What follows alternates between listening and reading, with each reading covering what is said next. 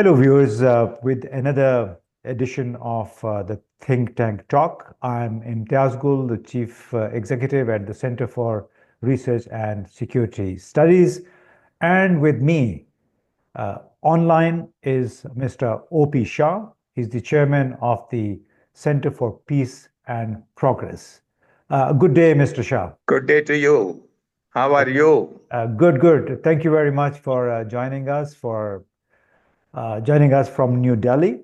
And the occasion is Thank you for inviting me now it's to be already with you. it's a great pleasure to have you there. And the occasion for this conversation is an anthology, a collection of articles that you recently launched from the center, The Pursuit of Peace.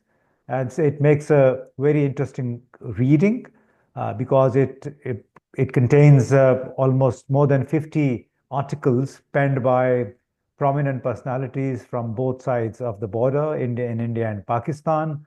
So I wanted to kick off this conversation by asking, as to what is the sense of the collection of these diverse opinions by authors from the two countries? Well, since they have been written by very eminent people, they put their heart while writing these articles. And it did appear to me that each one of them was committed to the cause of peace, for which I have been working for quite a time. And such exercise, in my feeling, in my assessment, are very useful in bringing about peace and normalcy in the subcontinent. They should be continued regularly. Okay, but given the current mood in New Delhi or the current state of relations between the two countries, do you see any hope? Did some of the articles or many articles convey that sense that maybe after an acrimonious relationship of nearly a decade now, both countries may be turning a new page, coming together for resuming their dialogue? I have no doubt about that situation.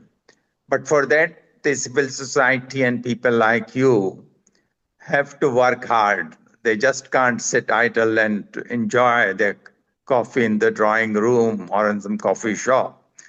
If each one of the activists from the civil society takes it on themselves that they have to work, then the situation can be brought about in which both Indians and Pakistanis will stand to gain substantially.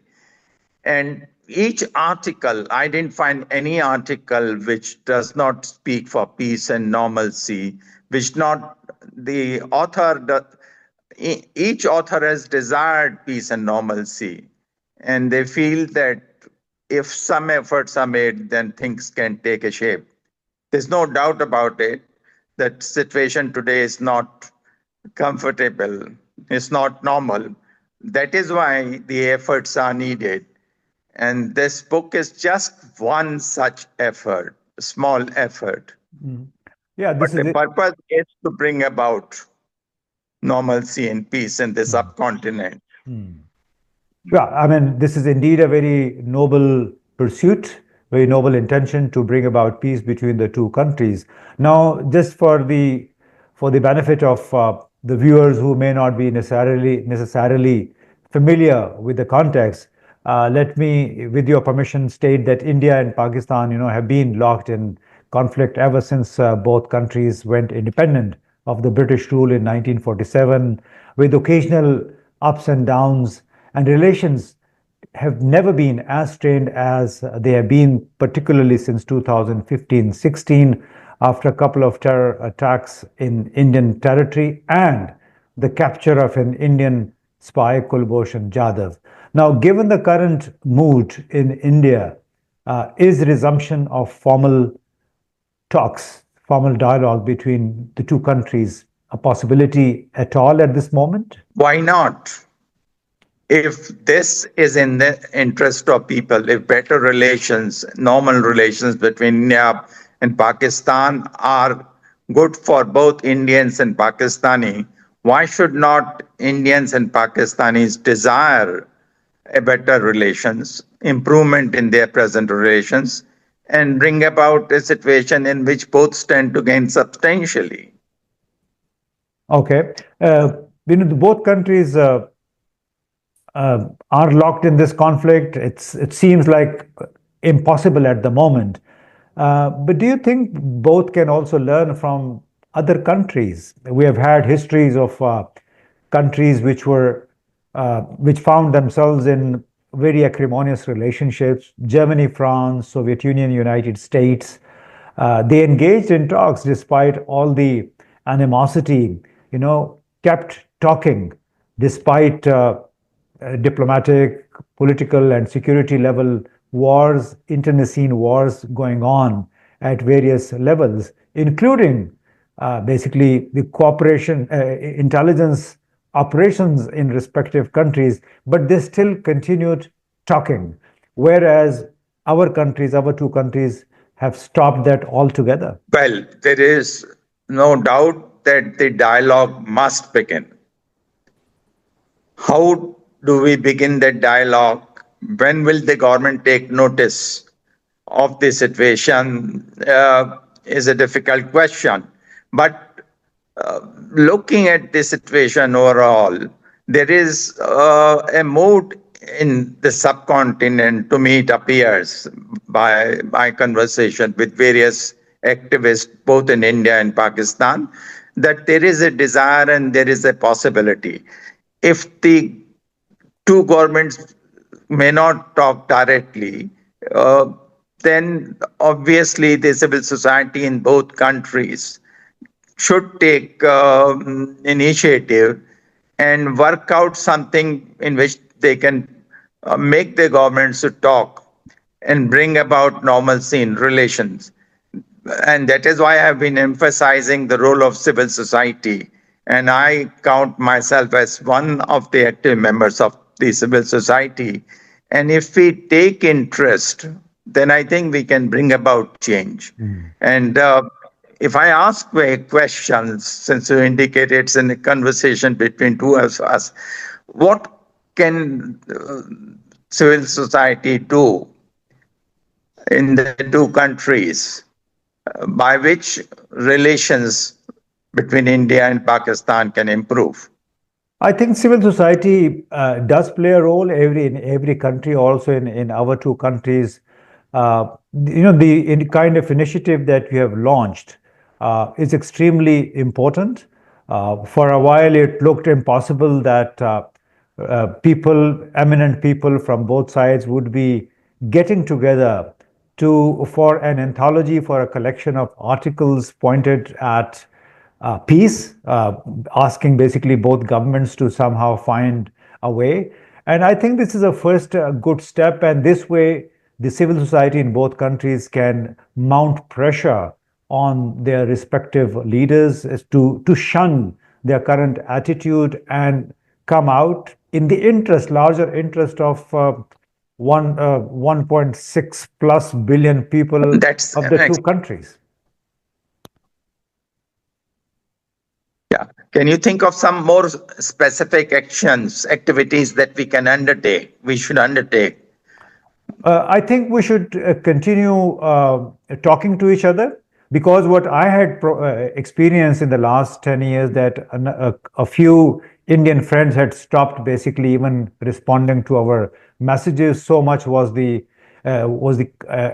environment coercive, I would say, that they felt perhaps not motivated enough and not safe enough to be talking to Pakistanis. But now, in the last year or so, I think we have seen this.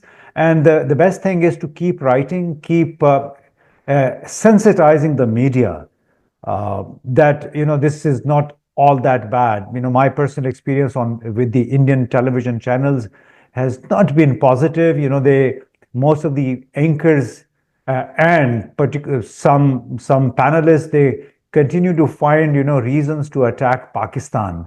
They keep uh, pricking Well, we Pakistan should. whenever possible. So this has been a not a very comfortable experience, my personal experience. So what I would wish from both sides, to sensitize also the anchors, not to ask provocative questions, not use incisive words against each other's countries and leaderships, because this then provokes, this incites also the viewers, the watchers, into a very negative frame of mind. I absolutely agree with you.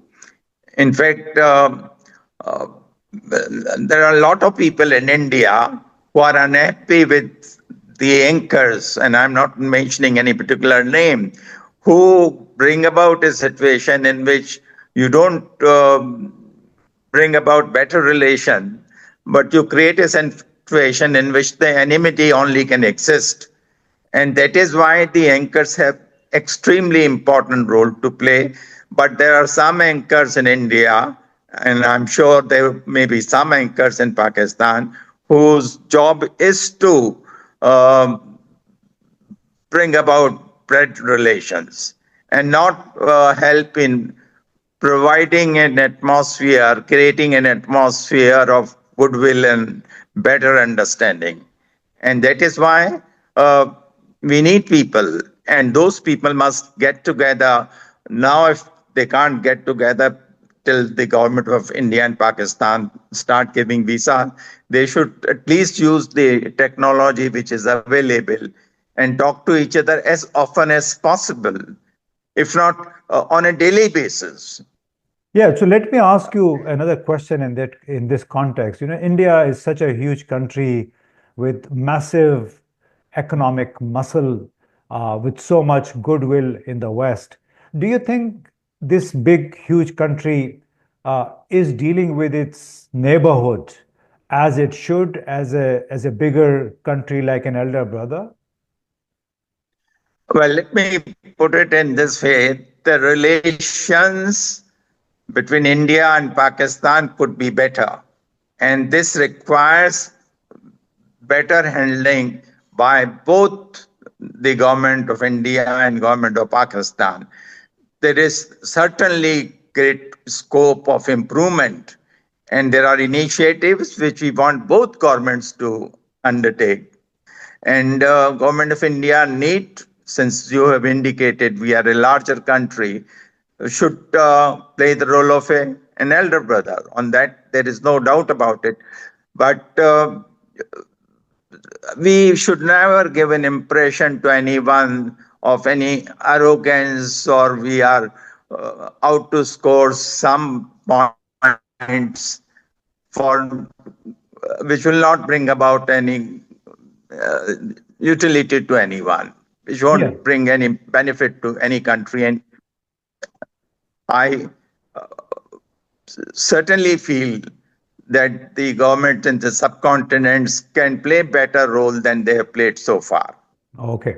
Absolutely correct. And there are, I Sorry. often remember that a lot of people in Pakistan and have been praising Atal Bihari Vajpayee, the former Prime Minister of India. Even that day, either you or someone else brought about that his three words very important: Kashmiriyat, Jamhuriyat, you know, Insaniyat. and Insaniyat.